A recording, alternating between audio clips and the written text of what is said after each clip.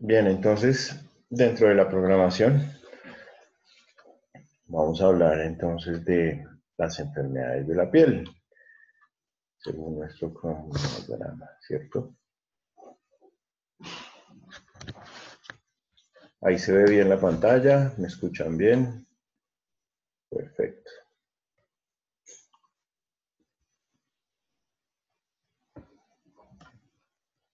Entonces, las enfermedades de la piel.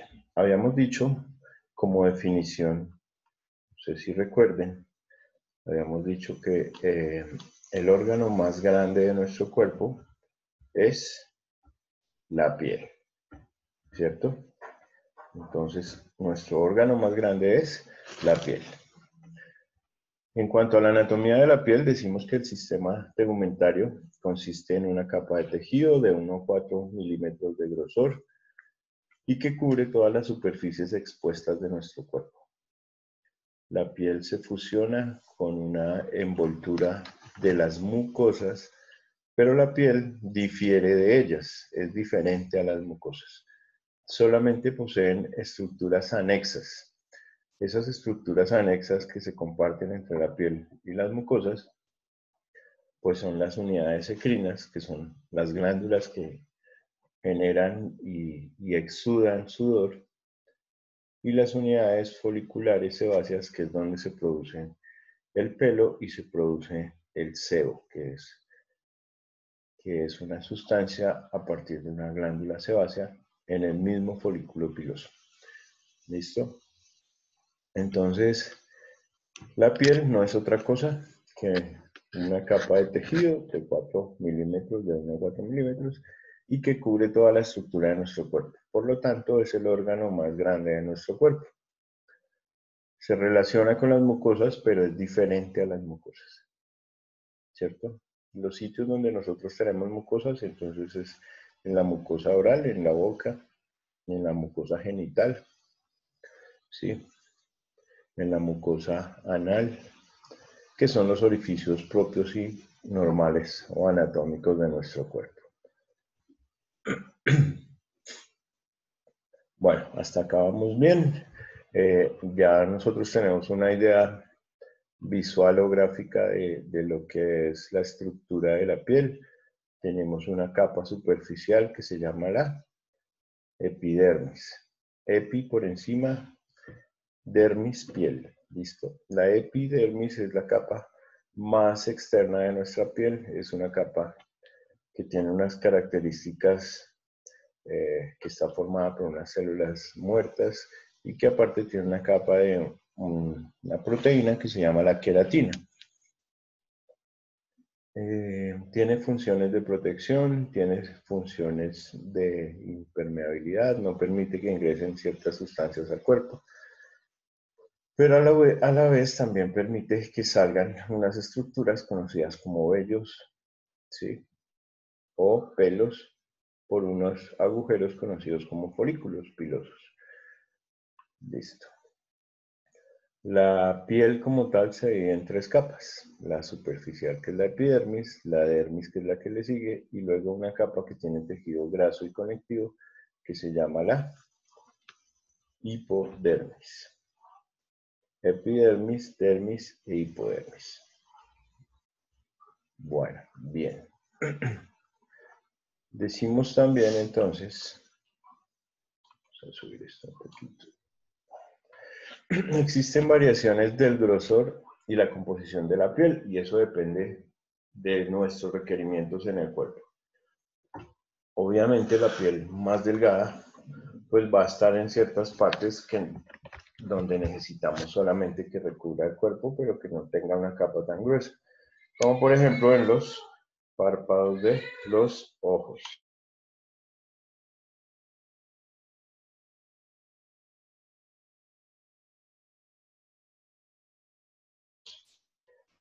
Es una de las partes más delgadas de la anatomía de nosotros. Y la piel más gruesa va a estar presente entonces en el dorso de la espalda, ¿sí? O en el dorso, en la parte dorsal, donde a lo largo de toda nuestra columna, la columna lumbar, dorsal y lumbar, vamos a tener las partes más gruesas de nuestra piel. ¿Listo?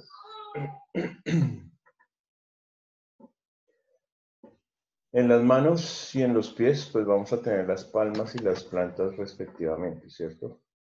Y se van a caracterizar porque tienen una densidad alta de glándulas ecrinas sudoríparas. Nosotros sudamos mucho a través de las manos y sudamos mucho a través de los pies, lo que refleja la importancia en la regulación de la temperatura.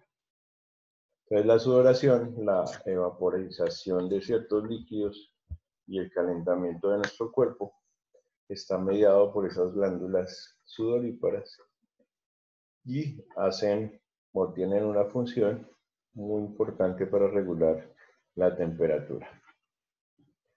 La ausencia de pelo podría interferir con la sensación y acentuación de la capa córnea que contribuye a la adhesividad leve para manipular objetos. Eso quiere decir entonces que nosotros en las manos o en las palmas de las manos y en las plantas de los pies tampoco vamos a estar provistos de vello, de cabello o de ningún tipo de pelo, ¿sí? Y eso es para que no interfiera con esas sensaciones acentuadas de sensibilidad que tenemos en estas estructuras. A través de los pies y las manos nosotros tenemos como un aumento en la percepción del sentido del tacto.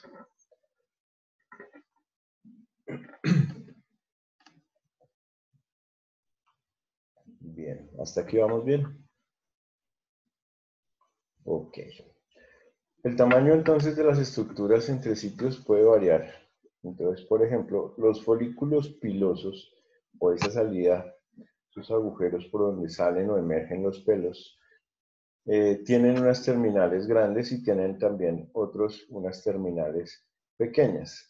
El vello o el pelo grueso generalmente se localiza obviamente en el cuero cabelludo, en la barba y en la zona genital. Mientras que los folículos pilosos pequeños se encuentran casi todos a lo largo de nuestras extremidades, en la misma espalda, en el pecho. ¿Sí? Aquí tenemos las imágenes y los ejemplos de cada uno de ellos. ¿Sí? Cuero cabelludo, la barba, la parte genital, hacen parte de los folículos pilosos grandes. Y los folículos pilosos pequeños pues van a tener relación con el vello que nos sale en nuestros brazos y en otras partes de nuestra anatomía.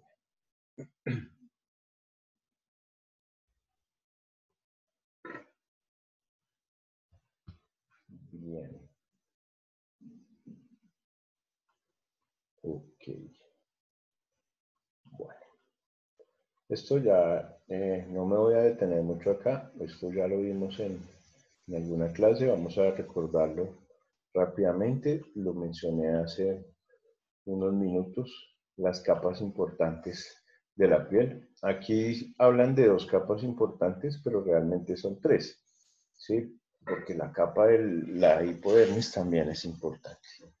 Entonces, la epidermis, que es la capa más superficial, la dermis, que es la capa media, y la hipodermis, que es la capa más basal o más inferior, desde afuera hacia adentro. Fíjense que casi en toda la estructura de la piel tenemos la presencia de estos folículos pilosos, que es por donde nace y salen los vellos o pelos. Y casi todos los folículos o conductos pilosos están acompañados de una glándula. ¿Cómo se llama esta glándula? Que acompaña al pelo o al folículo piloso.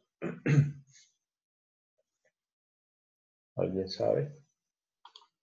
¿O alguien lo recuerda? La glándula que acompaña los folículos pilosos en la piel.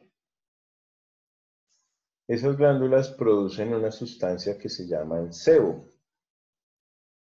Y si producen sebo, entonces, ¿cómo se llaman?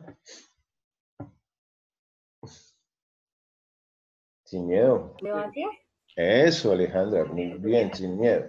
Las glándulas sebáceas, ¿sí? Son las glándulas que acompañan a todos los folículos pilosos a lo largo de las estructuras de la piel.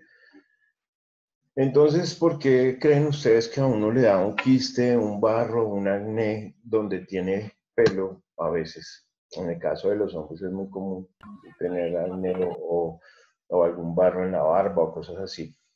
¿Sí? ¿Por qué? Porque esto se tapa aquí, por ejemplo. En el sitio por donde sale el pelo, esto se tapa. Pero el sebo se sigue produciendo y el sebo tiene que buscar una salida. Y resulta que cuando va a salir, no encuentra por dónde y esto se empieza a acumular y se empieza a inflamar. Y cuando la gente se rompe, porque hay muchas personas que optan cuando tienen acné, por ejemplo, tienden a manipularse y a tratar de romper esos folículos, pues el sebo es el que va a salir, ¿cierto? Eso es lo que pasa en la fisiopatología del acné, por ejemplo. Bueno, entonces estas tres capas importantes que se las sepan: epidermis, dermis e hipodermis, la de acá abajo. Hipodermis. ¿Listo? Bien. Hasta acá vamos bien. ¿Quién me falta?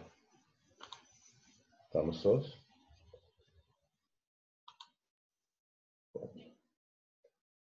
Ah, no, me falta Milagro, ¿cierto? Bueno. Pero no entró desde el principio. Al principio ya estábamos completos. Bueno, continuemos. Entonces, no me voy a detener aquí en la parte de la histología porque pues ya lo vimos. Sin embargo, vamos a hacer aquí un recorderis. El tejido conectivo. Recuerden que el tejido conectivo son todas estas células que unen la parte y dan sostén a todas las estructuras de la piel. Estas células que se encuentran en la epidermis son células muertas y están forradas con una proteína que se llama, ¿cómo? Ya lo dije. La queratina. La queratina es una proteína que recubre toda la epidermis, ¿sí? Y luego viene el tejido conectivo, la dermis como tal. Aquí vamos a tener de todo. Vamos a tener estructuras vasculares, estructuras linfáticas, estructuras de varios tipos. ¿Qué es lo importante de todo esto? Que cuando aparece la perspectiva general de las enfermedades de la piel, entonces vamos a tener dos tipos de enfermedades de la piel, ¿sí? Los crecimientos como tal y los exantemas. Entonces, cuando hablamos de un crecimiento, hablamos de una neoplasia. ¿Qué es una neoplasia? Es una formación de qué, como de un tumor o algo relacionado. Las neoplasias pueden ser benignas, como pueden ser malignas. Entonces, fíjense las características de algo benigno. Cuando ustedes tienen en la piel una lesión, ustedes tienen que fijarse en las características de esa lesión para poder determinar si eso puede ser algo benigno o puede ser algo maligno, ¿sí? En las neoplasias malignas el crecimiento es invasivo, entonces es un crecimiento que no tiene una forma regular, sino es todo lo contrario, es irregular. Va a alcanzar los vasos sanguíneos y va a alcanzar también los vasos linfáticos, ¿sí? Ese es el problema de todo cáncer. Cualquier cáncer, mientras el cáncer se limite a la piel, por ejemplo, pues es tratable. Pero cuando, aparte de limitarse a la piel, se nos va por los vasos linfáticos, por los vasos sanguíneos, pues se empieza a diseminar o a distribuir por otras partes del cuerpo, y eso es lo que llamamos nosotros una metástasis. Y quiere decir que una lesión, en este caso estamos hablando de la piel, que se considere maligna o benigna es cuando se queda en un mismo sitio o cuando se disemina a otras zonas. ¿Listo? Eso es importante aclarar. Más adelante vamos a ver si tenemos una imagen de un lunar, un nevo o algo así y le revisamos las características para uno poder determinar qué es benigno y qué es maligno. ¿Listo? Fíjense en las imágenes de acá abajo. Estas imágenes hablan o se denominan exantemas. ¿Qué es un exantema? Según esto que ustedes ven acá. Exantema, 2 puntos, igual a ¿Como un brote, profe? Un brote, un rash, tiene varias definiciones, pero es un brote.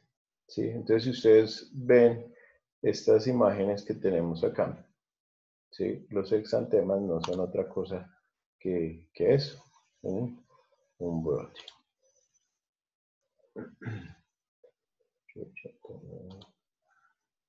Bien.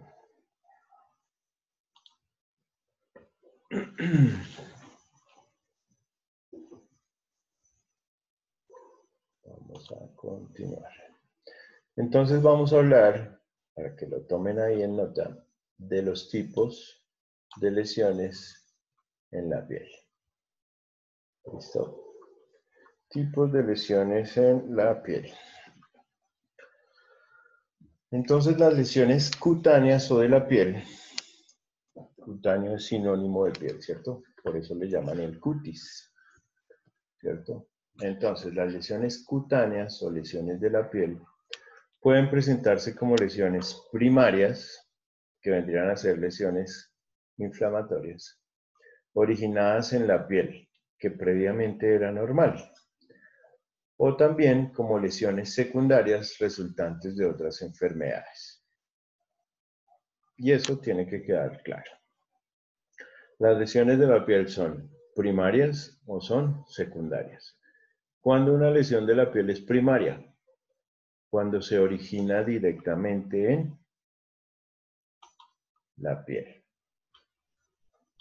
¿cierto? Cuando se origina directamente en la piel. Por ejemplo, la quemadura por el sol, el acné, son enfermedades que se originan directamente en la piel.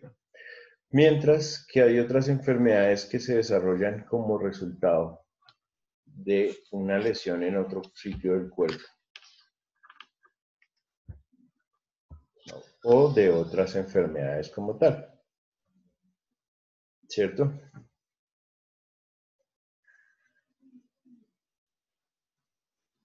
¿Quién me podría dar un ejemplo de una enfermedad de la piel que sea producto de otra enfermedad, o sea, que sea secundaria? Pensemos en alguna, a ver.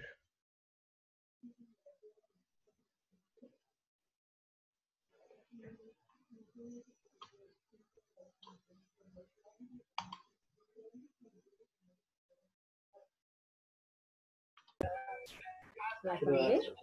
¿Cuál? La sangre en la piel, ¿no? ¿Las qué? ¿Las qué? La sangre, ¿no? La sangre. Una enfermedad de la sangre que se representa en la piel, pero ¿cuál? ¿El vitiligo? El vitiligo. El vitiligo es una enfermedad de la piel. No es una enfermedad, o sea, es una enfermedad primaria, no secundaria. ¿El lupus también es primaria o secundaria? El lupus es secundario, muy bien, el lupus sí puede ser. ¿Sí? La varicela, por ejemplo. La varicela es una infección por un virus. ¿Sí? Entonces resulta que a uno le da un virus, pero pues secundario a ese virus aparecen lesiones en la piel. ¿Listo? Muy bien.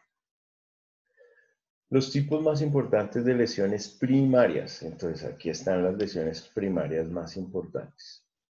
La mácula, que son como parches o manchas. La pápula, que son como placas. Las vesículas, que van a ser lo mismo que unas ampollas. Siempre que ustedes vean una ampolla en la piel, se pueden referir a ella como ampolla o como vesícula. ¿Listo? ¿Qué caracteriza una ampolla o una vesícula? Que en su interior tienen líquido o alguna secreción. ¿Listo? Eso es una ampolla o una vesícula. Las pústulas y los nódulos también pueden contener algún tipo de sustancia y son inflamatorias. Estas son los tipos de lesiones primarias más importantes de la piel.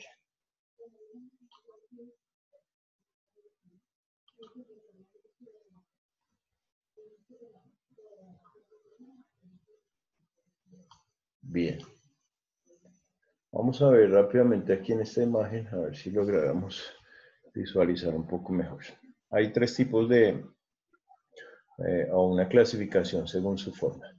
Las que son planas, ¿sí? Alteraciones que son planas y que están bien circunscritas.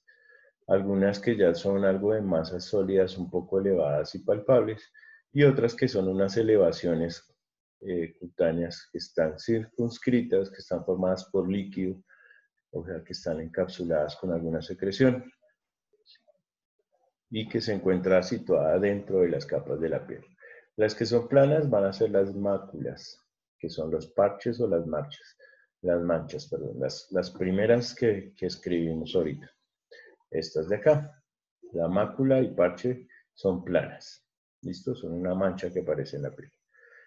Luego sigue la pápula, la placa y el nódulo y los tumores. Estos ya son masas sólidas, elevadas y palpables.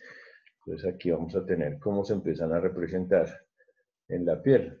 La pápula, la placa, el nódulo y los tumores.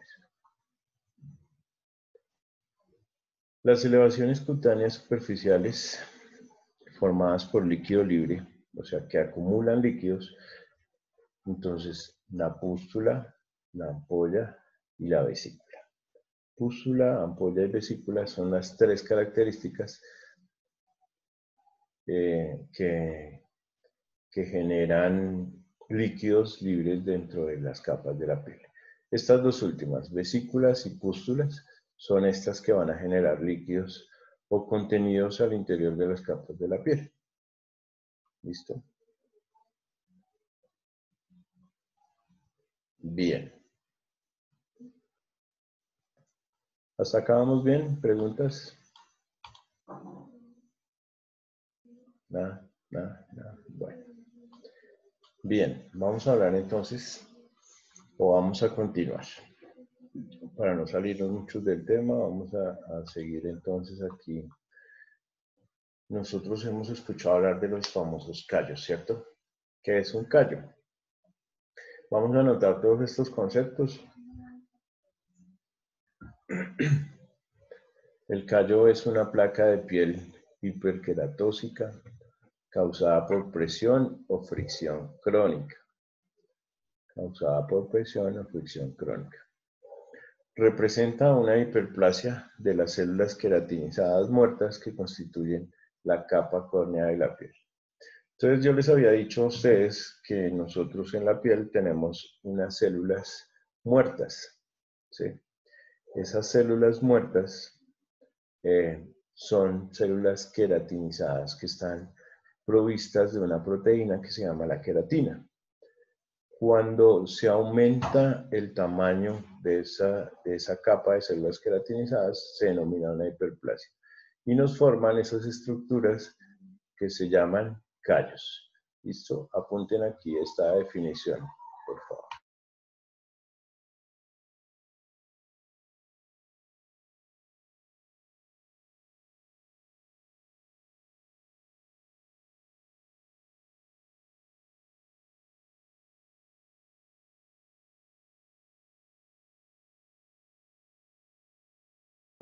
Se fue. Aquí estoy, no me digo. ¿Sí? ¿Se fue? ¿Quién se fue? No me aparece. ¿Qué pasó? ¿Qué pasó? Siempre tenía que ser Dayana y Alejandra. Ay, Dios mío. Yo no he hecho nada. Bueno. No me digo, acá estoy. Lo que pasa es que tengo una visita de un médico que va a hacer una consulta. Entonces, me están preguntando que cómo hace para el parqueadero y esas cosas. Bueno, qué pena con ustedes. Vamos a continuar. Bueno, esto es muy importante. Las lesiones cutáneas por radiación ultravioleta. Lesiones cutáneas por radiación ultravioleta. Recuerden que las quemaduras por la exposición al sol son una de las principales causas de lesiones en la piel. ¿cierto? Entonces, digamos que la mayoría de las personas pueden ser sanas en cuanto a todo lo que tiene que ver con la estructura de su piel, pero la exposición al sol casi que es independiente o indiferente para cualquier persona. Todos estamos expuestos en algún momento, ¿cierto? Si ustedes salen a hacer una vuelta en la mañana y hay un sol importante y no llevaron bloqueador ni llevaron algo que les cura o les proteja del sol, pues seguramente vamos a tener una quemadura, ¿cierto? Entonces, en ese orden de ideas, vamos a leer esta introducción.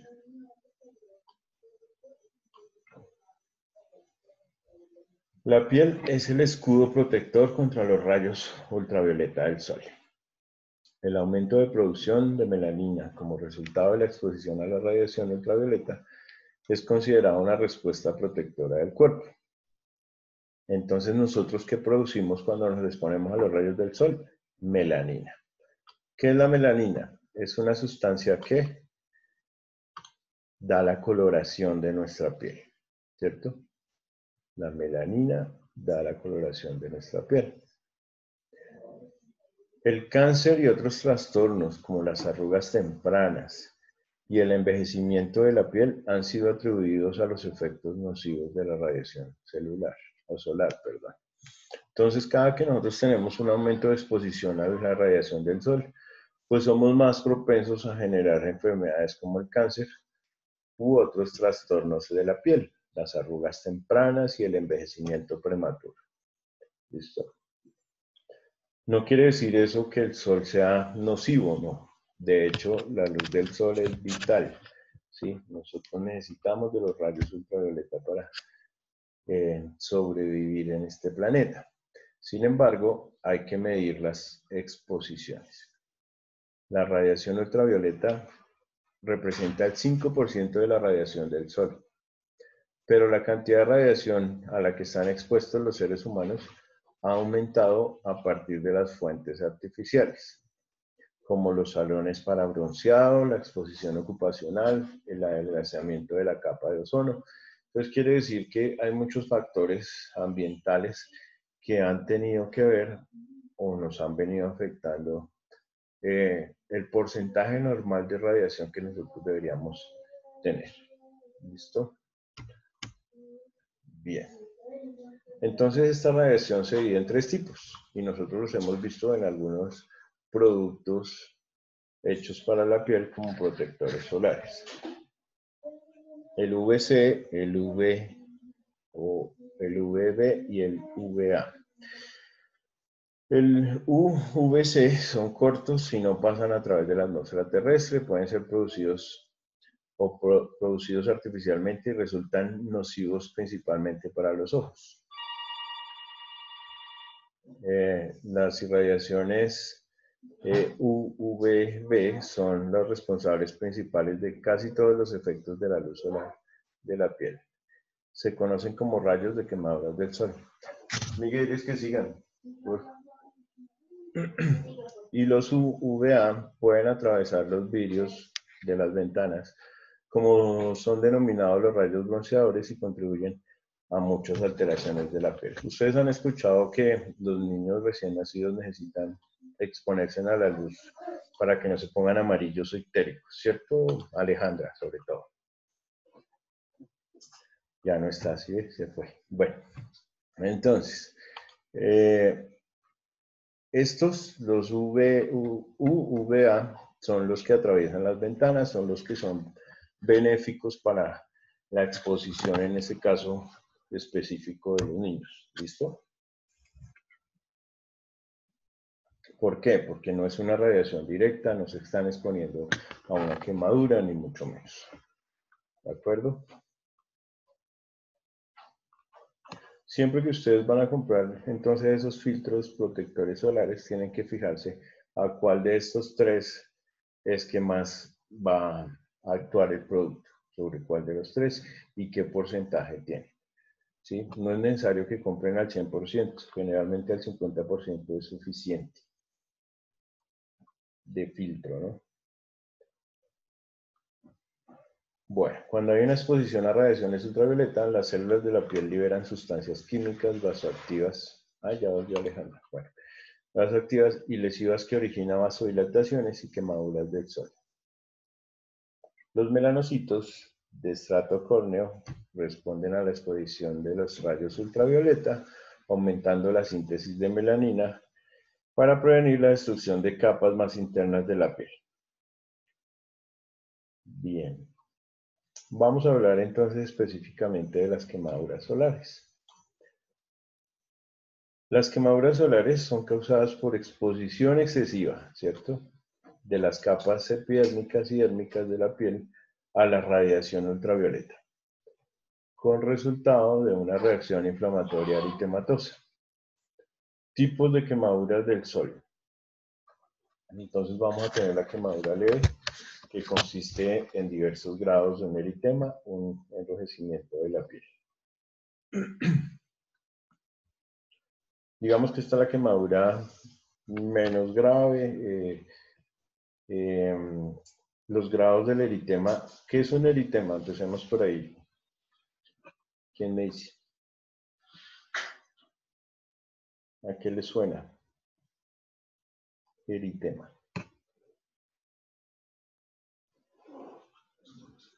Ah, nada. Un eritema es un enrojecimiento. ¿Listo? Es una coloración roja de algo. Entonces, siempre que ustedes vean una coloración roja que no es normal, van a decir que tiene un eritema o una lesión eritematosa. ¿Listo? Enrojecimiento de la piel. Entonces, estas lesiones que ustedes ven acá, producidas por la exposición al sol, van a ser lesiones eritematosas de la piel. Entonces, si ustedes están describiendo un paciente que están manejando que tuvo una quemadura solar, lo primero que tienen que decir es que tiene unas lesiones eritematosas en su piel, localizadas en el rostro, en el dorso, en el abdomen, en sus extremidades, pero tienen que ser muy técnicos con el vocabulario. No vayan a decir que tiene un enrojecimiento de la piel, sino que tiene un eritema. ¿Listo? Eso en el caso de las quemaduras leves. En las quemaduras graves ya se acompañan de inflamación. No solamente se van a limitar al eritema que acabamos de hablar, sino que están acompañadas de inflamación, de una formación de ampollas, debilidad, escalofríos, fiebre, malestar y dolor. Fíjense que aquí aparecen síntomas importantes. Después de la sobreexposición al sol, se desprenden capas de la epidermis y forman estas ampollas inflamatorias que se conocen como flictenas. Bueno, se conocen como flictenas. Bien. Y ahora sí.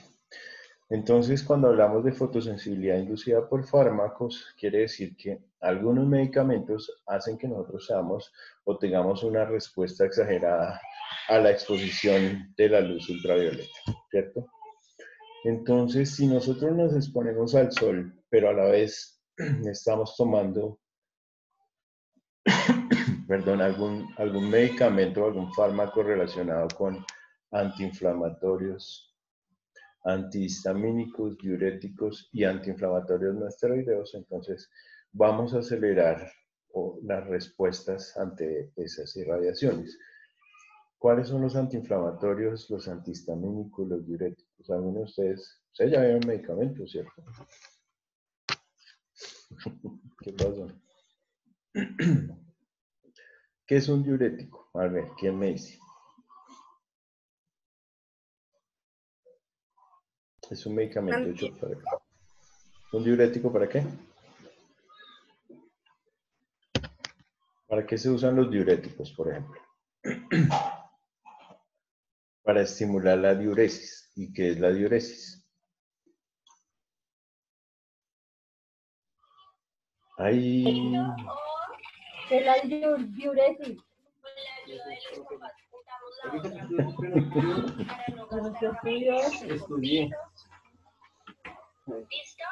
¿Qué pasó, Alejandro? ¿No te pudieron ayudar? No.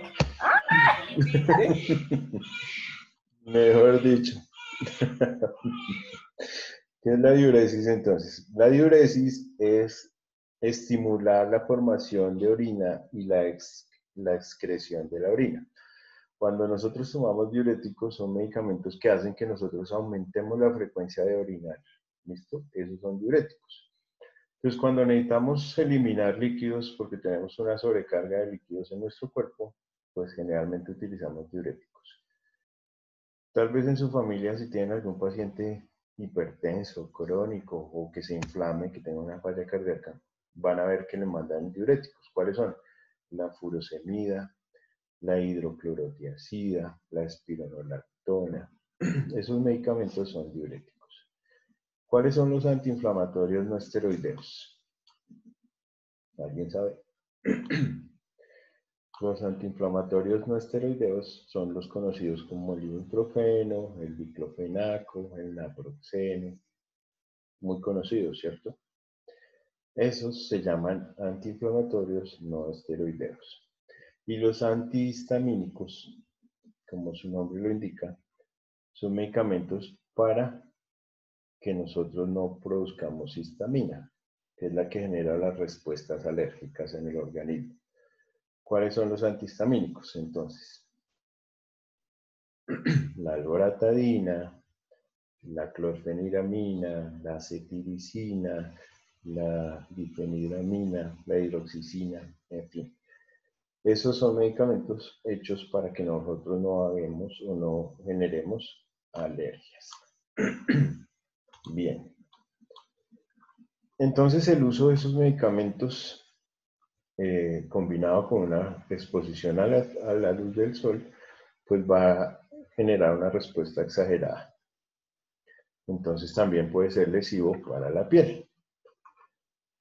Vamos a hablar de las quemaduras en la piel. Las quemaduras, no nos vamos a limitar a hablar de las quemaduras solares, sino que vamos a hacerlo un poquito más extensivo y vamos a hablar también de las quemaduras de cualquier tipo. Entonces estas quemaduras nosotros las clasificamos en grados. Primer grado, segundo grado y tercer grado. ¿Cierto? ¿Qué hace que una quemadura sea de primero, segundo o tercer grado?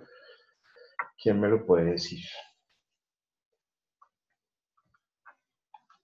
¿Cuál es la diferencia? Cuando te en la piel y todo eso, profe. No te entendí. ¿Cuándo qué? Listo, regálenme un segundo. Si quieren los que van terminando. O sea, digamos la primer grado sobre. Espérate, porque si nos confundimos de clase. Bueno, otra vez. ¿Cuándo qué? Creo que hay más clases. No importa, dime. O sea, por ejemplo, ya el primer grado es cuando, o sea, la quemadura es solo por la piel. O sea, la primera capa de la piel. Y así de la segunda, el tercer grado, que es más a fondo. Bueno, sí, tienes una idea muy cercana a la realidad. Profe, ¿es cuando le salen ampollas? ¿En el segundo grado es cuando le salen ampollas? Sí, pero vamos a clasificarlo así mejor. ¿Cuántas capas dijimos que tenía la piel? 3, ¿cierto? Cuando compromete la primer capa, que es la ¿qué? La epidermis. Esa es una quemadura de primer grado. ¿Listo? Cuando compromete la primera y la segunda capa, o sea, compromete la epidermis y la dermis, estamos hablando de una quemadura de segundo grado. Pero cuando ya compromete epidermis, dermis e hipodermis, o sea, las 3 capas, estamos hablando de una quemadura de tercer grado. Entonces, fíjense que los grados de las quemaduras no se relacionan con la extensión del cuerpo que nosotros estamos viendo afectados, sino con la profundidad de la lesión. ¿De acuerdo? Quiere decir que para que nosotros tengamos una quemadura de tercer grado, simplemente con que nos quememos un dedo la podemos tener. No necesitamos quemarnos todo el cuerpo, como el caso de los chicos de la costa, por ejemplo. ¿Sí? Entonces, cuando uno habla de quemaduras de primero, segundo y tercer grado, no se refiere a cuánta extensión del cuerpo se quemó, sino a qué tan profunda llegó a tener una quemadura. Puede que solamente se haya quemado un solo dedo del cuerpo, pero si la quemadura fue tan profunda que cogió la primera, la segunda y la tercera capa de la piel, entonces podemos decir que, que es una quemadura de primero, segundo o tercer grado. ¿De acuerdo? Hasta aquí vamos bien. Listo. ¿Qué es lo que pasa cuando nosotros perdemos la epidermis, la dermis y en el tercer grado la hipodermis? Pues perdemos esa, digamos que ese órgano protector que tenemos, ¿sí? Entonces a través de él vamos a interferir con la regulación de la temperatura. Nuestro sistema inmunitario también va a tener mucho más trabajo porque hay más riesgo de infecciones. Los procesos metabólicos y reparadores van a ser bien complicados. Y nosotros vamos a estar expuestos ¿a qué? A deshidratación, a hipotermia, a infecciones.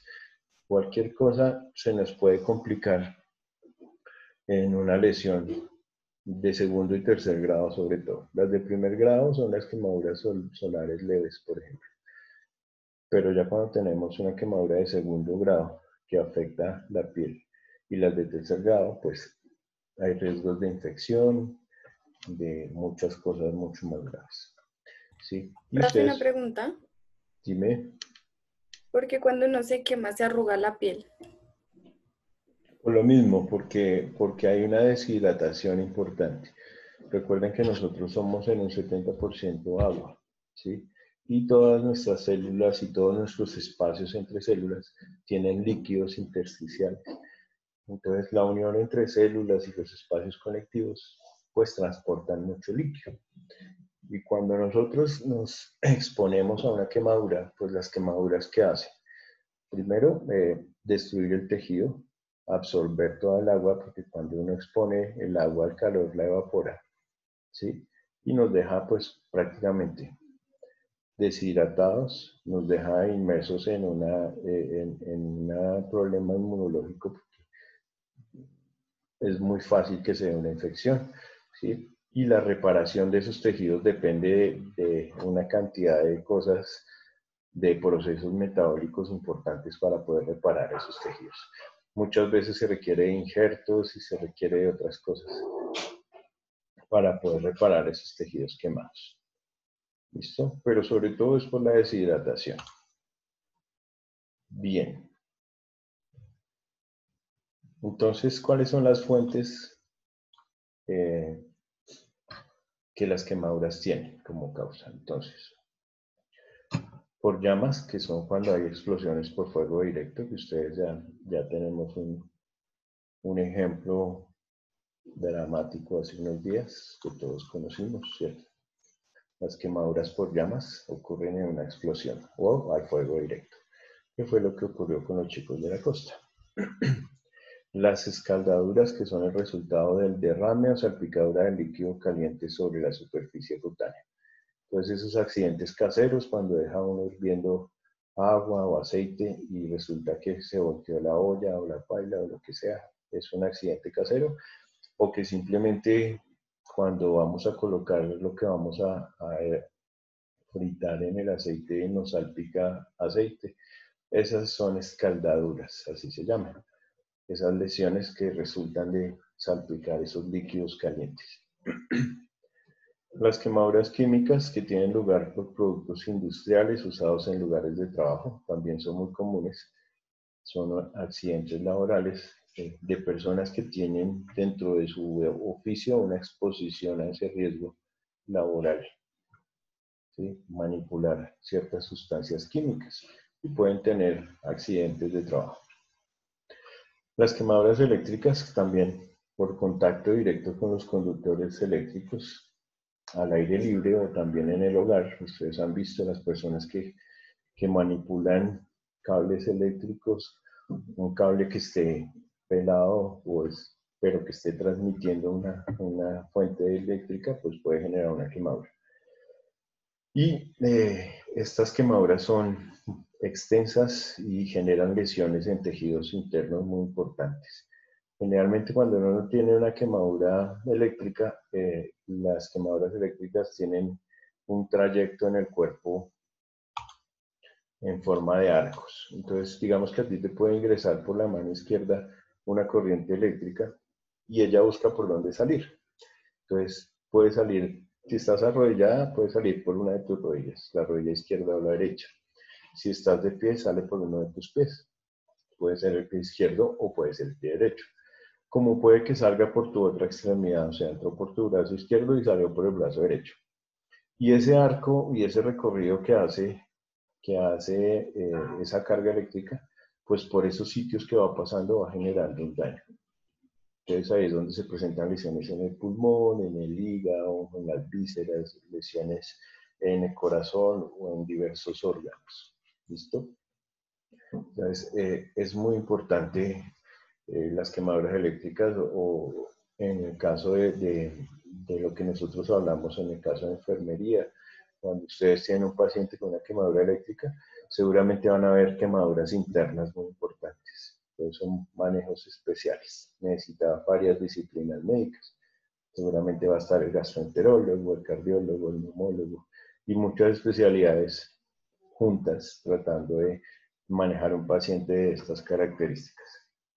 Y las quemaduras por rayos, radiaciones electromagnéticas o radiaciones ionizantes. Las radiaciones ionizantes son los rayos X y los rayos gamma.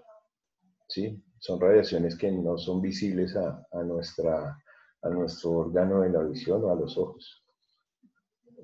Tienen una longitud de onda muy corta y por eso son muy lesivas. Entonces quiere decir que cuando las personas se exponen a esas radiaciones X o a los rayos gamma, pues tienen riesgo de generar enfermedades. No sé si alguno tenga un familiar que haya trabajado con rayos X en una clínica tomando radiografías, por ejemplo.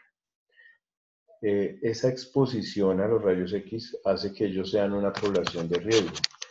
Entonces, las personas que trabajan en rayos X generalmente se pensionan a la mitad del tiempo que un trabajador normal. No tienen un periodo de vacaciones al año, sino tienen dos. ¿Sí? Digamos que tienen ciertos beneficios. ¿Sí? ¿Por qué? Porque tienen una exposición de riesgo alta. Sin embargo, según los estudios y la ciencia como ha avanzado, pues una persona que trabaja en eso también tiene una protección súper importante.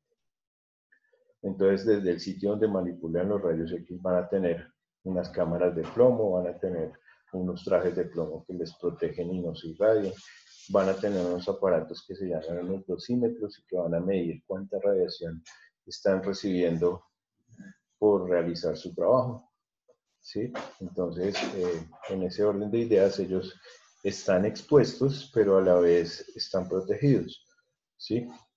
Y tienen ciertos beneficios como les estaba mencionando.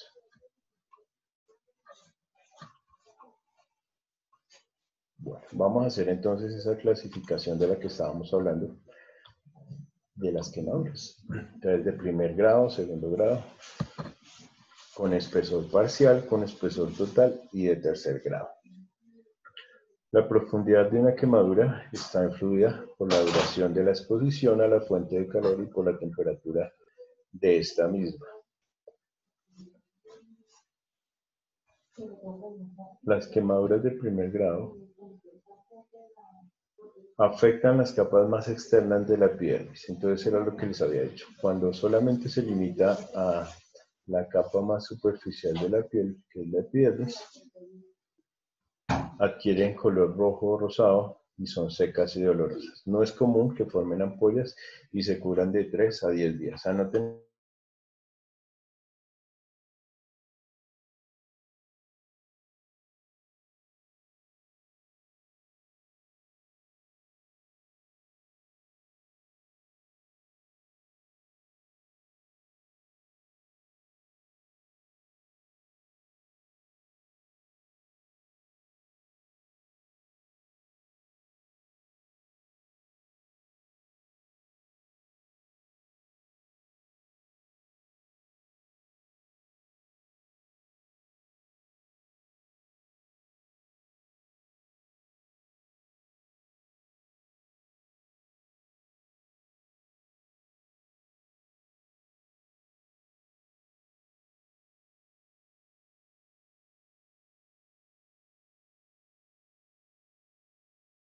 Listo, muchachos. Bien, aquí estamos. ¿Ya copiaron esto entonces? Primero, segundo y tercer grado. Entonces, ya hacíamos referencia a que tenía que ver con las capas. En el primer grado, pues, son las superficiales, tienen un espesor parcial, ¿sí? Adquieren un color rojo rosado, por eso habíamos dicho que eran, ¿qué? Cuando estaban enrojecidas, ¿cómo se llamaban? ¿Lesiones qué? Esto que vemos acá, es un... ¿Un eritema? Eso, muy bien. Gracias, Juliana. Un eritema, una lesión eritematosa de la piel. ¿Listo?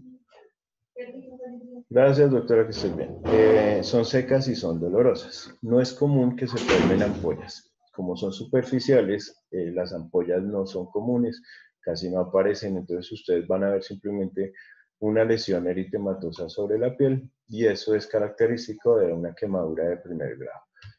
Entonces, siempre que vean una lesión así, ustedes van a decir, ah, sí, tiene una quemadura de primer grado, no se preocupen, vamos a hidratar la piel, vamos a colocarle ciertas sustancias que van a hacer que se recupere, ¿sí? Y vamos a prevenir que se vaya a infectar. Ese es el tratamiento. Entonces hay que hidratar, hay que prevenir las infecciones y seguramente va a recuperar rápido. ¿Cuáles son los remedios caseros para una quemadura de estas? La sábila, ¿cierto? La clara de huevo. Eso, la clara de huevo. La clara de huevo, la sábila, el aloe, que ese sí ya viene cosmético, entonces ustedes van a un supermercado, a una farmacia y los productos para las quemaduras están hechos a base de aloe vera y otras sustancias. Bien. Las quemaduras de segundo grado de espesor parcial y de espesor total. Vamos a ver esa diferencia. Las de espesor parcial afectan a la epidermis y la dermis en diferente medida. Son dolorosas. Fíjense que aquí estamos hablando epidermis y dermis. ¿Listo? Eso es algo primordial en la definición de una quemadura de segundo grado. Vamos a afectar esas dos capas, epidermis y dermis. Son dolorosas, húmedas, rojas y están ampolladas. Entonces la presencia de estas ampollas ya nos clasifican la quemadura en un segundo grado. ¿Cómo se llaman esas ampollas? ¿Alguien sabe? Empieza por F.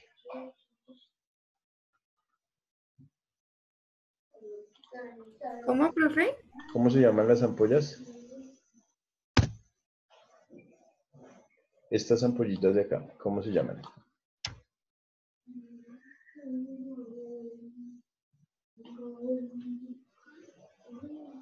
Mira. Bueno, esas ampollas se llaman flictenas con F. Flictenas con C.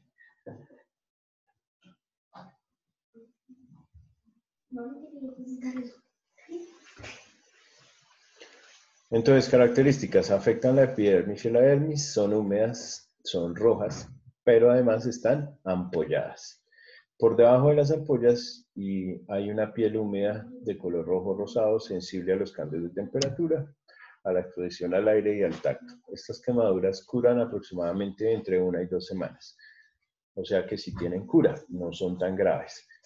¿Sí?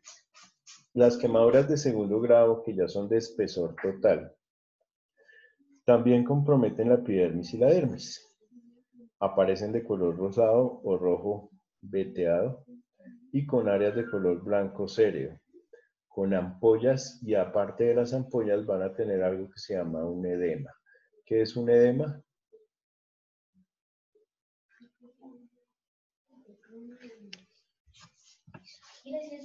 Un edema es una inflamación de tejidos por acumulación de líquidos. La curación al término de un mes, más o menos, entonces ya no dura 1 o 2 semanas, sino puede llegar a durar un mes su proceso de curación. Pueden llegar a perder la sensibilidad. Son muy comunes también la presencia de cicatrices. Entonces, en las de segundo grado con espesores parciales que solo tienen flictenas o estas ampollas, La recuperación a veces es total, muchas veces sin cicatriz, no hay tanto riesgo. Pero en estas que ya tienen flictenas, que tienen edema, ¿sí? Hay en ocasiones pérdida de la sensibilidad y también pueden presentar cicatrices. ¿Listo? ¿Continuamos? Bien. Tercer grado de espesor total. Las quemaduras de tercer grado son quemaduras graves, como ustedes pueden observar acá. Entonces, se extienden dentro del tejido subcutáneo, o sea, ya incluyen la tercera capa de la piel. Epidermis, dermis e hipodermis. Y pueden afectar el músculo y hasta el hueso. Después de que atraviesan esas tres capas de piel, pues por debajo de la piel claramente vamos a encontrar músculo y debajo del músculo vamos a encontrar hueso. Entonces, en casos graves atraviesan las tres capas de la piel, pueden llegar a afectar los músculos y el hueso. Pueden observarse vasos trombosados, lo que indica una afección de la vasculatura, ¿sí? Si se dañan los vasos, pues es un problema grave porque dejan de irrigar sangre a los tejidos más distales y pueden generar pérdidas, necrosis, muchas veces hasta una amputación puede llegar a ser necesaria. El color varía de blanco cereo a amarillo o amarillo al bronceado. En el área de la quemadura y los tejidos se forma un edema, una inflamación. No hay dolor. Uno pensaría que sí, pero resulta que ahí no hay dolor porque los receptores nerviosos han quedado destruidos. Cuando nosotros vimos piel en anatomía, hablamos de unos corpúsculos. Yo no sé si ustedes se acuerdan. Ruffini, Pacini, Krauss, ¿cierto? Y de unas terminaciones que se llaman terminaciones nerviosas libres, que eran las únicas que percibían el dolor. El dolor en la piel nosotros no lo recibimos ni por Ruffini, ni por Pacini, ni por Krauss, ni por Meissner, que son esos corpúsculos que tenemos en las estructuras de la piel, sino lo recibimos a través de unas terminaciones nerviosas libres, así se llaman. Las terminaciones nerviosas libres de la piel son las que nos dan esa sensación, esa percepción del sentido del dolor. Pero con las quemaduras de tercer grado, nosotros dañamos esos receptores nerviosos y por lo mismo, una persona que se quema a este grado muchas veces pierde la sensación de dolor. ¿Listo? Bien. Continuemos. Vamos a pasar entonces, ya hasta aquí vamos a ver el tema de quemaduras. Tiene que haber quedado claro, tipo grado 1, grado 2 y grado 3, ¿cierto? Bien. Vamos a hablar de la fisiopatología. Profe, qué pena.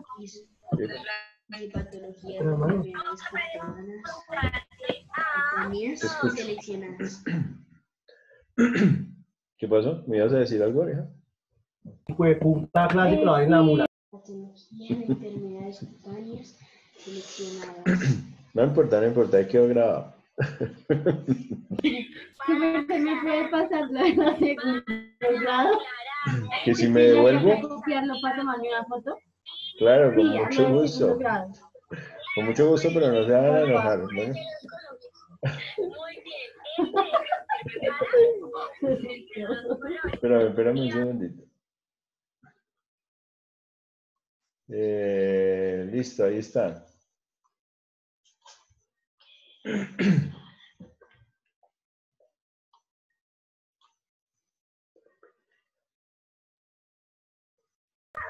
Ya, profe, gracias. Listo.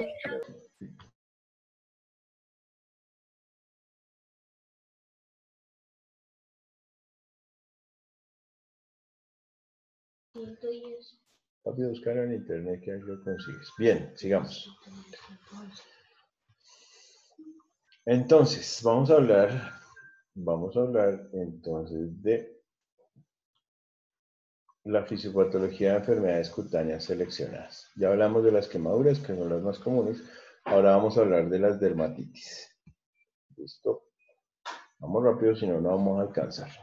Vamos a copiar lo que sea necesario, lo que no, igual yo les voy a compartir este texto que está en PDF en la plataforma para que ustedes lo revisen, ¿listo? Y así pues lo podamos repasar y complementar, ¿les parece?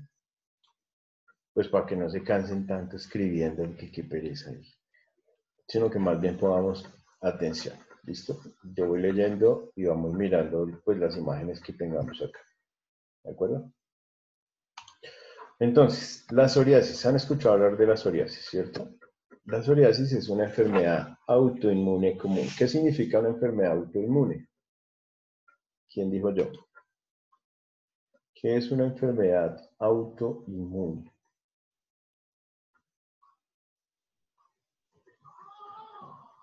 ¿Se ataca a ella misma? Muy bien, Karen. Las enfermedades autoinmunes es cuando nuestro cuerpo o nuestro sistema inmunológico de defensa empieza a autoagredirnos a nosotros mismos, ¿sí? ¿Cuáles son las más comunes? El lupus eritematoso sistémico, ¿sí? Y hay otras enfermedades. Dentro de esas, la psoriasis, la artritis reumatoidea. Bien. Entonces, la psoriasis es una enfermedad autoinmune común. Está mediada por linfocitos T. Los linfocitos T son células de nuestro sistema de defensa. Se caracteriza por presentar placas engrosadas rojas y circunscritas con una escama nacarada. La psoriasis se caracteriza por el aumento del recambio de células de la epidermis, proceso denominado hiperkeratosis. Entonces, ese cambio de esas células de la epidermis, pues es un cambio que debe ser normal, pero cuando se aumenta esa producción de las células de la epidermis, se produce una hiperkeratosis. Y la hiperkeratosis deriva en esto que vemos acá, que es una psoriasis. ¿Listo? Entonces son imágenes características de esa psoriasis. Bien. Se cree que los linfocitos T activados, principalmente las células CD4, bueno, eso no nos vamos a meter mucho ya, producen mensajeros químicos que estimulan el crecimiento anormal de los queratinocitos y vasos sanguíneos dérmicos. Las alteraciones inflamatorias acompañantes son producidas por la infiltración de los neutrófilos y los monocitos. Todo eso es lo que produce estos procesos inflamatorios. Entonces son enfermedades autoinmunes. Hay diversas variantes de esa psoriasis, como por ejemplo la psoriasis en placa, la psoriasis gutata y la psoriasis pustulosa y la psoriasis eritrodérmica. Esas lesiones pueden aparecer en cualquier lugar de la piel, pero afectan más a menudo los codos, las rodillas y el cuero cabelludo. Entonces fíjense cómo es esa psoriasis en placas, en gotas y una psoriasis exudativa. El hallazgo o un hallazgo diagnóstico diferencial es que cuando las placas son desprendidas se ve como un sangrado de puntos diminutos, lo cual se conoce como signo de Auspitz. Entonces, esto genera una placa y si uno la retirara, genera unos punticos al fondo, como sangrantes. Signos de Auspitz. Bien. Las recomendaciones para la psoriasis. La psoriasis no tiene cura. Solo mantener con medicamentos tópicos. Solamente mantener con medicamentos tópicos.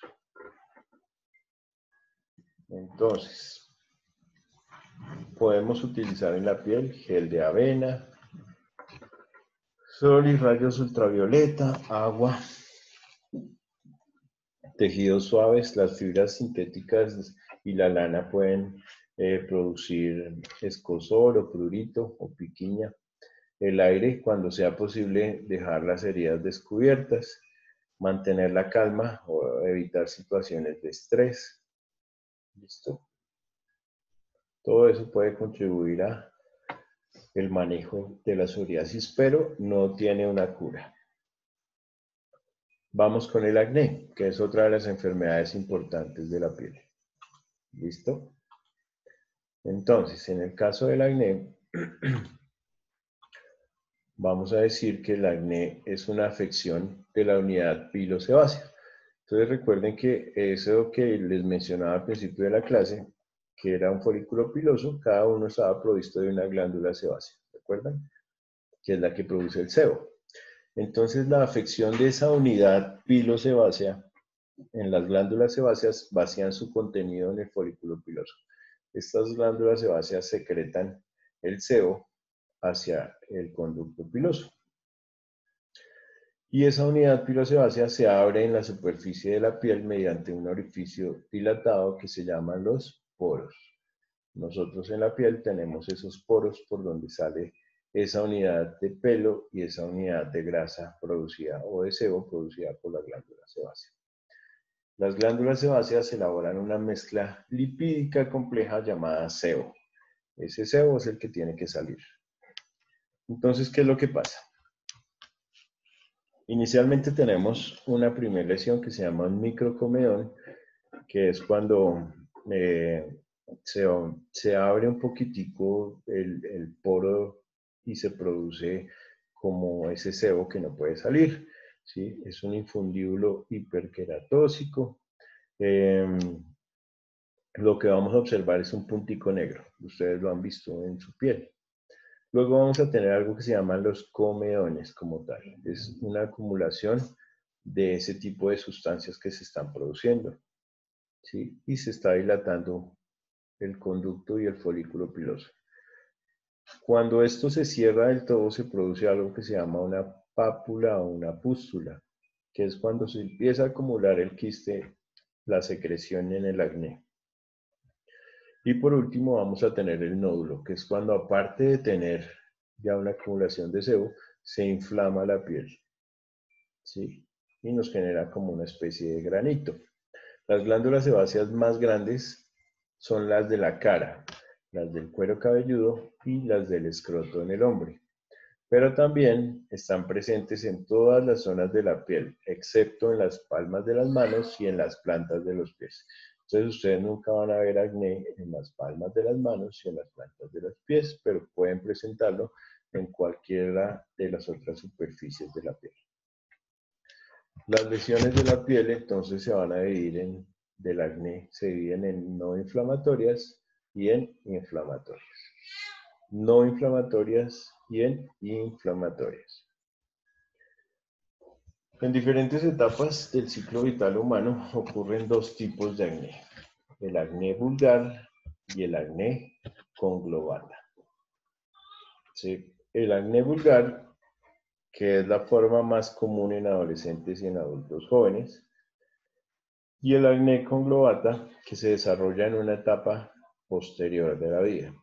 Quiere decir que durante la pubertad, durante la juventud, nosotros vamos a experimentar la presencia del acné. A ese se le denomina el acné vulgar, ¿sí? En algunas personas es mucho más marcado que en otras, dependiendo de sus características propias, ¿sí? Y esto debe desaparecer con el paso de los años, ¿sí?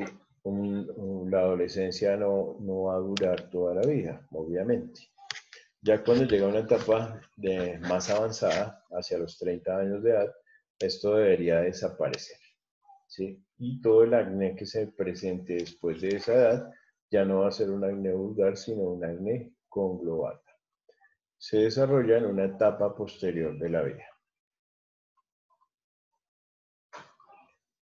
Vamos a hablar entonces de ese acné vulgar, que es la forma más común en el adolescente y en adultos jóvenes.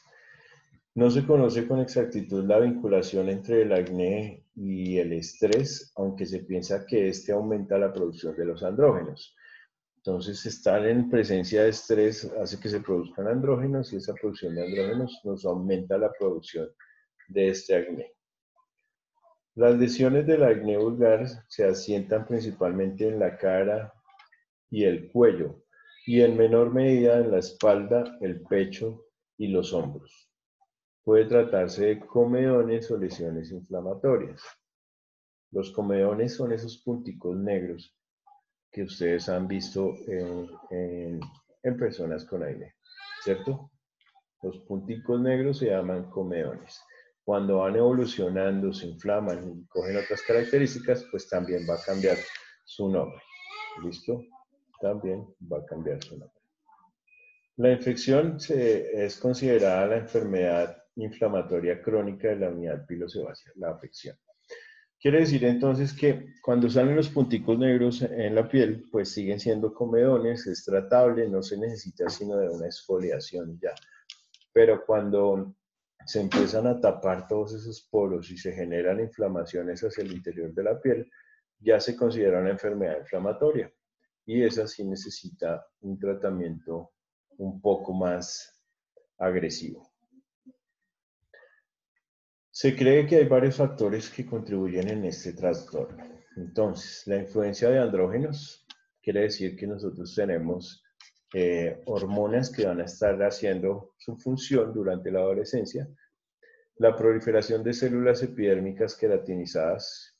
Entonces, claro, nosotros cada vez estamos cambiando las células epidérmicas de queratina. El aumento de la producción de sebo. Entonces, mientras más sebo se produzca en los folículos pilosos, más gravedad va a tener las lesiones. La disminución del ácido linoleico en el sebo y la presencia de Propionibacterium agnes. Este Propionibacterium es una bacteria propia de la piel relacionada con el acné.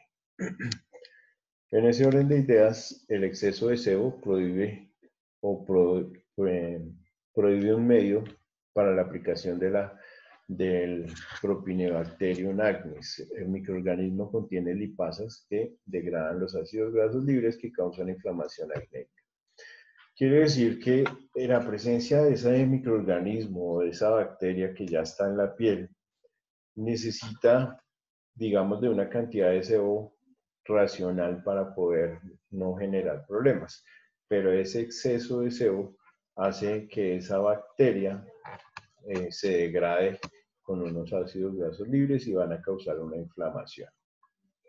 Vamos a ver un acné que está muy bien o más bien complicado, por decirlo de alguna manera.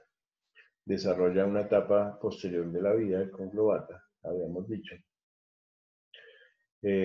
Son lesiones que se presentan posteriormente, después de la pubertad. Tienen una forma crónica de acné, van a dejar unas lesiones quísticas, unas cicatrices importantes y va a tener todas las formas del acné. Va a tener comedones, pápulas, pústulas, abscesos, quistes y cicatrices. ¿Sí? Este es un acné complicado de manejar, sin embargo tiene manejo. Bueno, este tipo de lesiones tienen manejo. La secreción de estas lesiones es maloliente, serosa, purulenta, mucoide. El tratamiento es difícil y exigente. A menudo implica desbridamiento, terapia sistémica con corticoides, retinoides por vía oral y antibiótico sistémico. Desbridar, ¿qué significa? Como desfoliar la piel, como quitar todo este tipo de lesiones de la piel. ¿Listo? Uso de corticoides es muy importante utilizar en la hidrocortisona, la prednisolona, el clobetasol, la dexametasona. Todos estos van a servir para mejorar los procesos inflamatorios. El ácido retinoico va a evitar que se produzcan más lesiones de estas. Y los antibióticos van a actuar sobre ese micobacterium o sobre ese microorganismo para, digamos que en conjunto, hacer un tratamiento completo de esta enfermedad. ¿Listo? Hasta aquí vamos bien con el tratamiento o la presentación del acné o está muy complejo. Muy complicado, ¿no? ¿Cierto? Bueno, todo esto tiene tratamiento. ¿Sí? Cuando uno tiene un acné bien complicado, pues hay que utilizar medidas también igual de complicadas, pero se puede mejorar. Vamos con otra dermatitis que se llama el líquen plano. Es otra condición de la piel. Anótenla ahí, el líquen plano. Tiene una presentación clínica. es una erupción con un prurito o una picazón. Vamos a empezar a manejar términos y conceptos para que hablemos el mismo idioma. Cuando yo les diga que algo es pruriginoso o que produce prurito, quiere decir que produce piquiña. ¿Listo? El prurito es esa sensación de picazón. Entonces el líquen plano es una erupción con picazón característica, por lo que por lo regular se presenta con muchas pápulas pequeñas. Este líquen plano por lo general aparece en el transcurso de la adultez y con frecuencia afecta más a las mujeres que a los varones. ¿Sí? Estas lesiones que ven acá es un líquen plano hipertrófico, entonces produce piquiña, produce prurito. Bien.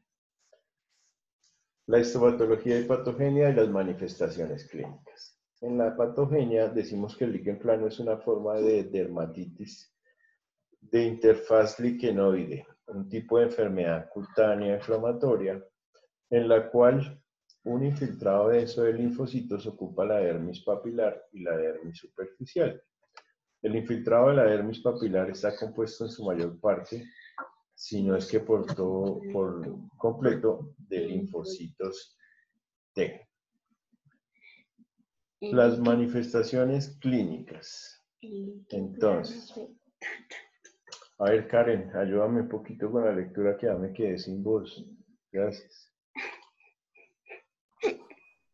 Manifestaciones clínicas. El líquen plano afecta tanto la piel como las mucosas. Las pápulas,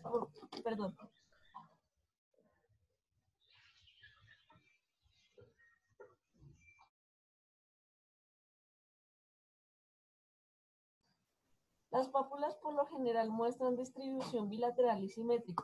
Los sitios afectados con mayor frecuencia son las superficies flexoras de las extremidades, la piel de los genitales y las mucosas.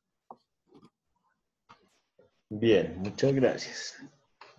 Entonces, fíjense que los sitios más afectados pues son los sitios de flexión de las extremidades.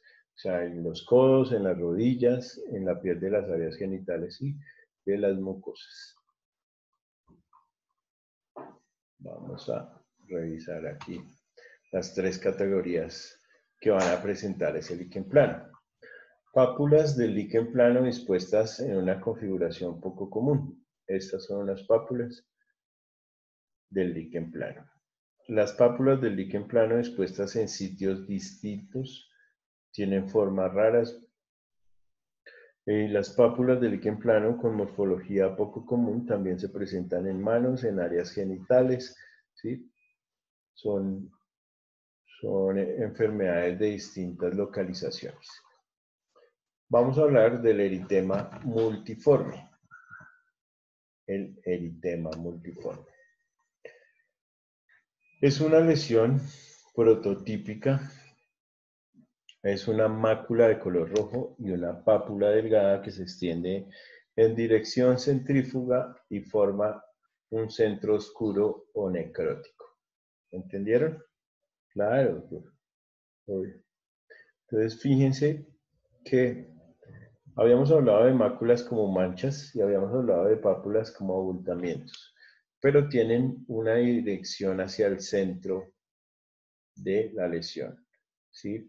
Están bien circundadas, tienen un centro oscuro, ¿sí? Es un infiltrado dérmico en el que el eritema multiforme está compuesto por una mezcla de linfocitos TCD4 y TCD8. Las manifestaciones clínicas. Juliana, gracias. Manifestaciones clínicas. Eritema multiforme menor. Cuando hay lesiones dispersas confinadas a la piel o cuando las lesiones cutáneas se observan en relación con afección limitada de las mucosas. Eritema multiforme mayor se basa en la presencia de afección prominente de al menos 2 de 3 sitios de mucosa bucal, anogenital o conjuntival. Bien. Entonces, en el eritema menor, pues son lesiones dispersas, pero están confinadas a la piel, ¿sí? Y si tienen alguna relación con alguna mucosa, pues es una de las mucosas. En el multiforme mayor afecta 2 de 3 sitios de mucosas. Entonces, o puede aparecer en la boca y en las conjuntivas, o puede aparecer en la boca y en la parte genital, o en la parte genital y conjuntival, pero siempre va a incluir 2 mucosas relacionadas.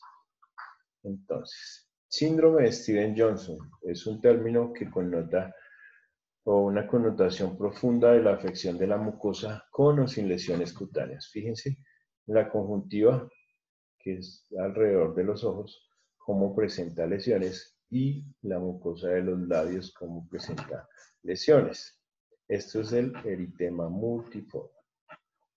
Las necrosis epidérmicas tóxicas es similar a una quemadura grave, por cuanto la integridad de la piel de un paciente se pierde por completo. Estas enfermedades son graves. Fíjense, muchachos, cómo se come la piel de un eritema multiforme. ¿Listo? Son enfermedades autoinmunes porque son los linfocitos TCD4 y los linfocitos TCD8 los que nos autodestruyen nuestra piel. Y en vez de defendernos, pues nos atacan. Complicado. Dermatitis vesículo-ampollar o pengifoide ampollar. Bueno, en esta es una enfermedad con una formación de vesículas en la cual aparecen espacios llenos de líquidos tensos dentro de la piel. Esa piel va a estar eritematosa y va a estar inflamada. Entonces tenemos una piel inflamada, una piel enrojecida y que en su interior van a tener líquidos.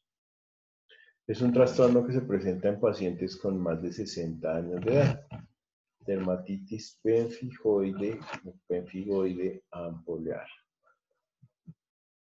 Fíjense esas lesiones que aparecen en la piel. Son ampollas o penfigos. Y la formación de esas ampollas empieza con la unión de inmunoglobulina G, que es un antígeno, que es un anticuerpo, ¿sí?, del pengifoide ampollar, con activación de la cascada del complemento clásico. Entonces quiere decir esto que sigue siendo enfermedades autoinmunes, donde las inmunoglobulinas que hacen parte de los antígenos de defensa de nuestro cuerpo nos van a hacer es generar lesiones. Las manifestaciones clínicas. Una pregunta. Señor. ¿En esas, las ampollas se pueden como espichar o algo así? ¿Como reventar? Dentro del tratamiento de una vesícula como esta siempre va a estar el drenaje, la exfoliación, el debridamiento. Ese es el término. El término para quitar estas ampollas se llama debridar. El problema, digamos que en esta, digamos si fuera este paciente específico, no se puede hacer en una sala de un consultorio común y corriente, sino requiere de una sala quirúrgica, ¿sí? ¿Por qué? Porque es un paciente que tiene inmunosupresión, que tiene un problema inmunológico, que aparte de todo tiene una extensión importante de las lesiones y que tiene un alto riesgo de sobreinfectarse. Entonces, todo eso se llama un debridamiento con lavado quirúrgico y se hace en salas de cirugía, programado y con todas las técnicas del caso. ¿Listo? Las manifestaciones clínicas. Entonces, estas lesiones están distribuidas con mayor frecuencia en las extremidades y la parte baja del tronco. Presentan prurito. ¿Qué es el prurito?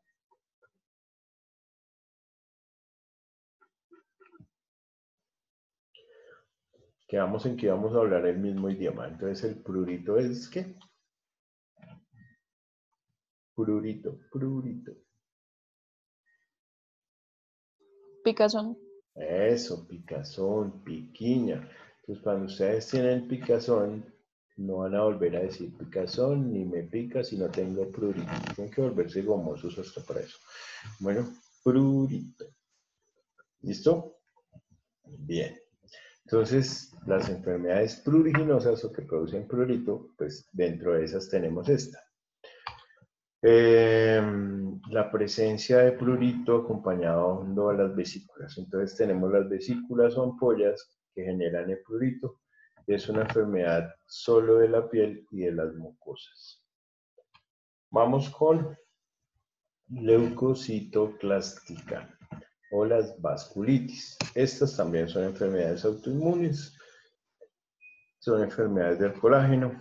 Es un trastorno inflamatorio que afecta a los vasos de pequeño calibre de la piel y que por lo general se presenta como una erupción de pápulas rojizas y violáceas, un modelo conocido como púrpura palpable.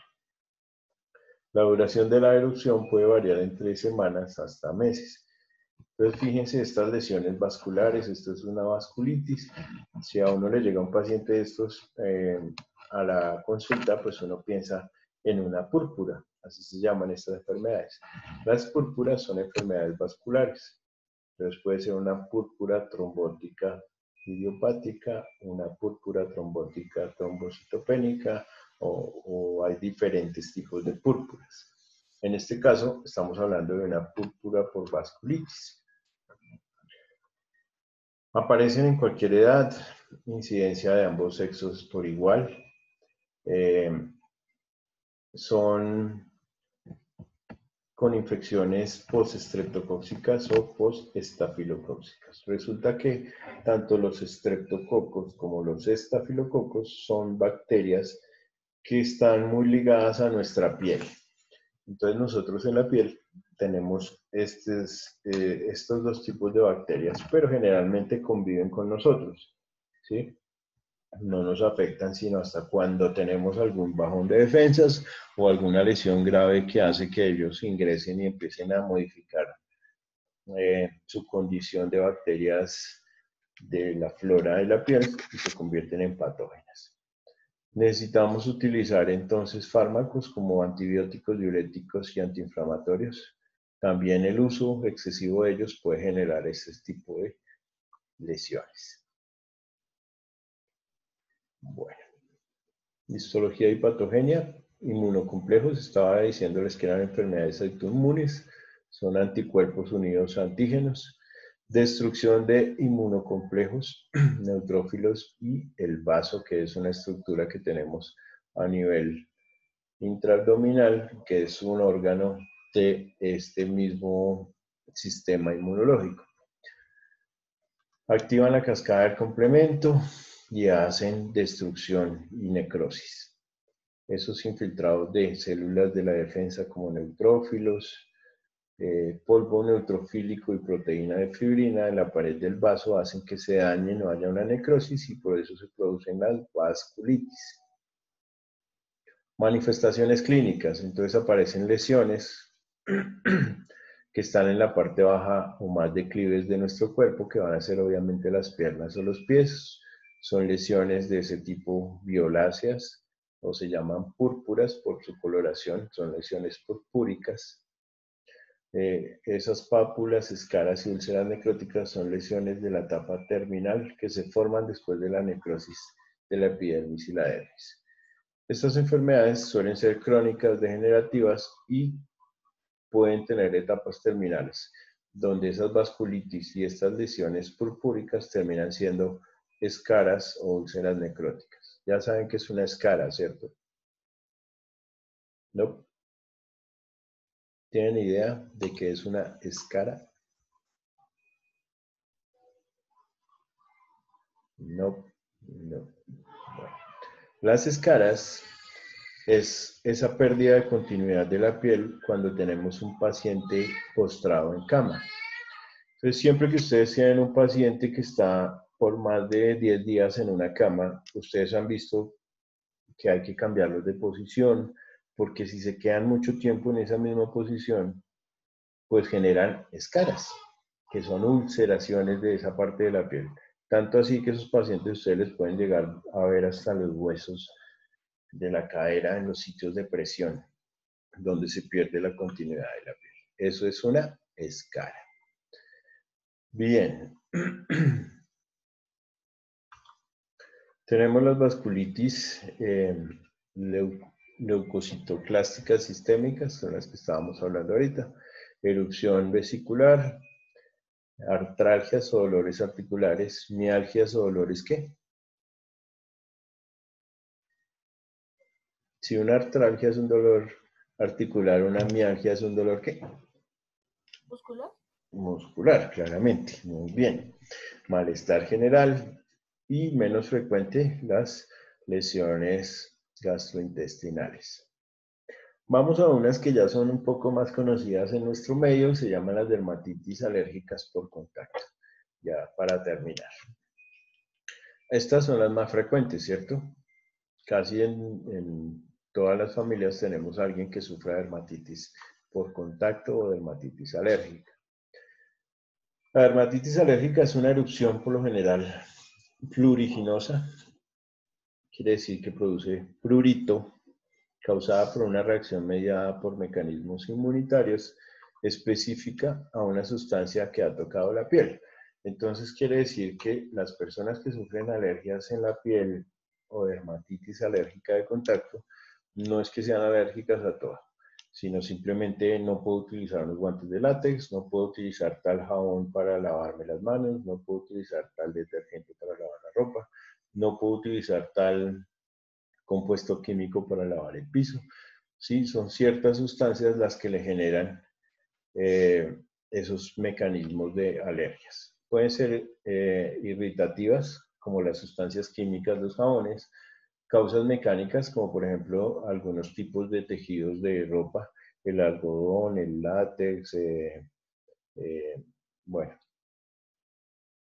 los textiles, ¿sí? Irritantes ambientales, o sea que en el ambiente nosotros tengamos olores fuertes, ácaros y otras sustancias, polvo, humo, varias cosas. Irritantes químicos, los que trabajan en alguna empresa que tengan que hacer o manipular sustancias químicas, y lo que van a generar es una respuesta de hipersensibilidad tipo 4. Entonces, al tener contacto con alguna de estas sustancias irritativas, van a hacer una respuesta de hipersensibilidad y van a generar el prurito o la rasquiña. Existen dos tipos de fases, la fase aguda y la fase crónica. En la fase aguda se caracteriza por pápulas eritematosas, vesículas resumamiento y costras amarillentas. Entonces, todo esto se puede presentar en una fase aguda, cuando tenemos el contacto con esas sustancias irritativas. En la fase crónica, pues ya tenemos cosas mucho más avanzadas, como el prurito, que es la piquiña, la cerosis, que es como esa deshidratación de la piel, la liquenificación, la hiperkeratosis, la descamación, las fisuras, y vamos a terminar en una imagen como la que vemos acá, una piel con una pérdida de su hidratación, hiperkeratinizada, con algo de líquen, ¿sí? Con fisuras, descamación y con una rasquiña constante. Entonces imagínense el tratamiento que hay que hacer sobre esas lesiones. Bien, pasemos acá. ¿Cuáles son las manifestaciones clínicas? Entonces vamos a tener inflamaciones eritematosas o erupciones, pápulas eritematosas, vesiculosas, o sea, ampollas. La pápula vesicular o eritematosa, que son erupciones, vesículas, ampollas, exantemas, y diseminación hacia otras zonas. Quiere decir que no se van a limitar a ese sitio, sino que se van a ir a otros sitios de la piel. Entonces, esta es la enfermedad más común, la dermatitis, y la dermatitis puede ser generalmente alérgica y de contacto. Hay unas pruebas que se llaman los parches. Ustedes ven en esta imagen parches que le colocan a una persona en su espalda. Y sobre la piel una pequeña cantidad de antígeno sospechado. ¿Qué quiere decir eso? Que nosotros necesitamos identificar qué es lo que le está haciendo daño al paciente. Entonces, en cada uno de esos cuadritos vamos a colocar una sustancia, ¿sí? Entonces, aquí vamos a colocar el detergente que está usando, aquí vamos a utilizar el jabón de manos, aquí la crema, aquí el champú, aquí otras sustancias y así sucesivamente una serie de sustancias. Y después, al retirar los parches, vamos a ver cuál de todos ellos fue el que generó la alergia. Y donde se genere la alergia, entonces vamos a identificar qué sustancia es la que le genera las alergias y asimismo tratar de recomendarle al paciente qué es lo que no debe utilizar. ¿Sí? Entonces, es una forma difícil, pero pues un poco eficaz de identificar qué es lo que a uno lo hace alérgico. Es como cuando uno se inflama en el colon. Tú en un almuerzo consumes 5 cosas diferentes y te inflamaste. Y tú necesitas saber cuál de las 5 cosas que consumiste es la que te genera la inflamación. Entonces, la única forma de saberlo es hacerle un seguimiento y un seguimiento y un seguimiento hasta que tú digas, no, lo que me está haciendo daño es la fruta, por ejemplo, ¿sí? O lo que me está haciendo daño definitivamente es el arroz, o la papa, o la pasta, o la proteína, o lo que sea, ¿sí? Porque todos los que sufren del colon no se inflaman por lo mismo, ¿cierto? Lo mismo pasa con la piel, ¿sí? Yo puedo ser alérgico simplemente a la picadura de un insecto, pero a lo demás no. Entonces, ahí me pica un zancudo y me broto totalmente, o una pulga o cualquier insecto, y se brota uno. Mientras que si tiene contacto con ropa de algodón o con ropa de otro tipo, no le genera nada. O el contacto con algunas joyas, la plata, el oro, hay ciertas cosas que generan irritación. ¿Listo? A eso se le llama dermatitis de contacto. Paniculitis o eritema nodoso. Paniculitis.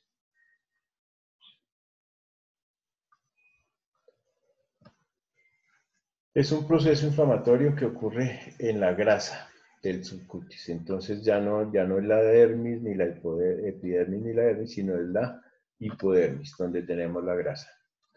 Se llama paniculitis. El eritema nodoso es la forma más frecuente de paniculitis. Se presenta con nódulos de color rojo y sensibilidad en la parte baja anterior de las piernas, sobre todo.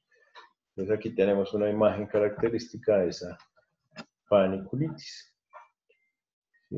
Son planos profundos de la piel, inicia con fiebre, síntomas constitucionales como artralgias, y la erupción dura de semanas a meses.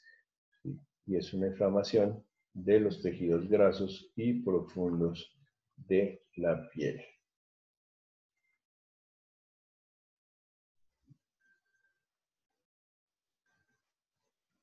Bien.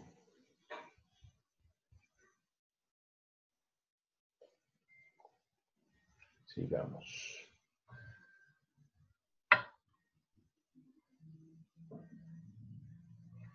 Puede separarse en dos categorías amplias con base en la distribución de la inflamación, septal o lobulillar. Un paso importante para establecer un diagnóstico histopatológico específico es determinar dónde está ubicada la mayor parte de la respuesta inflamatoria. Esto hace parte pues, de la histología y la patología, no lo vamos a dejar ahí. Bueno, las manifestaciones clínicas. Dayana, por favor, ayúdame, gracias. Se presenta como nódulos hipersensibles de color rojo, pardos ubicados en planos profundos y conforme la lesión envejece.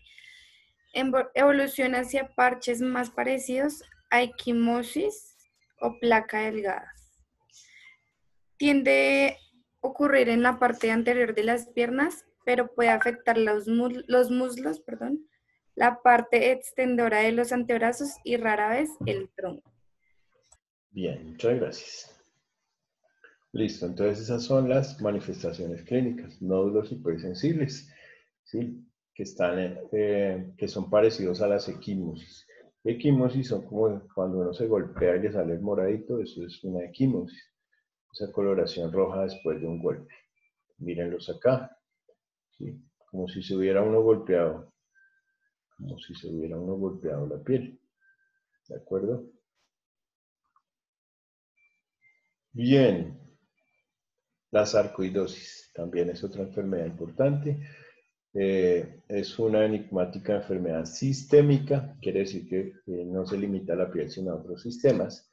con un espectro clínico bastante variable, desde las pápulas cutáneas asintomáticas leves hasta la enfermedad pulmonar que pueden llegar a poner en peligro la vida. ¿Sí? Con frecuencia se presentan con adenopatías, o sea, con inflamación de los ganglios que se encuentran al lado de las lesiones. ¿Por qué se puede dar una sarcoidosis? Se han propuesto muchas causas de sarcoidosis. Esas son agentes infecciosos, factores ambientales y factores genéticos. Puede afectar a pacientes de cualquier edad y de cualquier origen étnico, pero tienen mayor prevalencia en adultos jóvenes por debajo de los 40 años.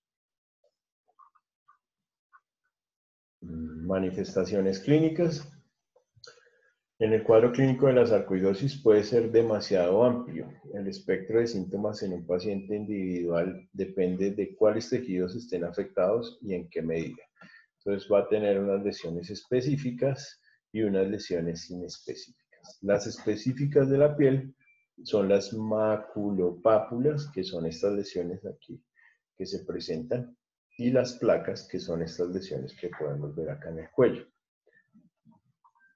El lupus pernio, que son un eritema como en alas de mariposa, es un eritema facial, y una sarcoidosis subcutánea, está por debajo de la piel. Y las inespecíficas, pues, es el eritema nudoso, que es la forma más frecuente de lesión cutánea inespecífica de sarcoidosis, y también suele ser la manifestación inicial de la enfermedad. La combinación entre eritema nudoso y adenopatías ciliares bilaterales con o sin infiltrados pulmonares es conocida como síndrome de Löfgren. Síndrome de Löfgren. Bueno, vamos a terminar aquí. Muchas gracias. Eso, está lindo el bebé. Bueno, bien. Muchas gracias por su atención. Vamos a pausar acá el video.